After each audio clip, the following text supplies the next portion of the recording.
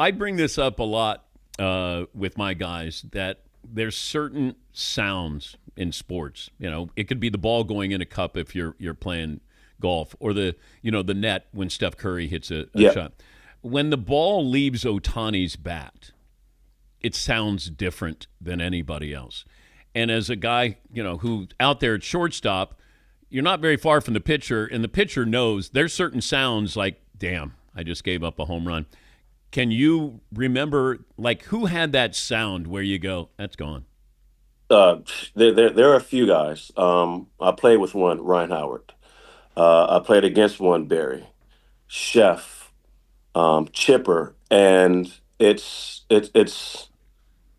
hard to explain and describe the sound, but when you hear it, you know it. It's loud. It's an explosion.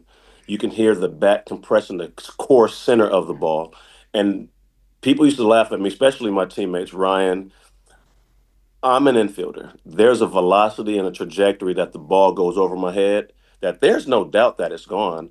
I'm watching the hitter. I want to see what they're doing. And then right before the ball, is caught or goes into the stands, I kind of give it a look. But there are a couple times that I had to take the exception because I wanted to watch the whole flight of the ball.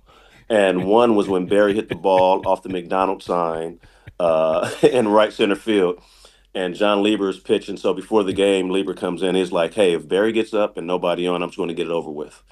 And so we're all like, "What are you talking about?" He's like, "I'm not going to waste any pitches on Barry. Every time I face him, he hits a home run. So if there's nobody on, I'm throwing a fastball right down the middle, get it over with." And so we all kind of look at each other like, "There's no way. I hear you, but there's no way you're going to do that. No one's whatever, John." So get the first batter out, get the second batter out. And so I look at Chase, I look at Ryan. I forget who's at third. It may have been Pedro. No, maybe Pedro Fleas or Placido Polanco. We all kind of look at each other like, is this really going to happen? We shift over, first pitch, like pow. And I just turn over my head and it hit the McDonald's sign. That was the only thing that kept it from leaving the entire ballpark. And don't get me wrong, it was amazing.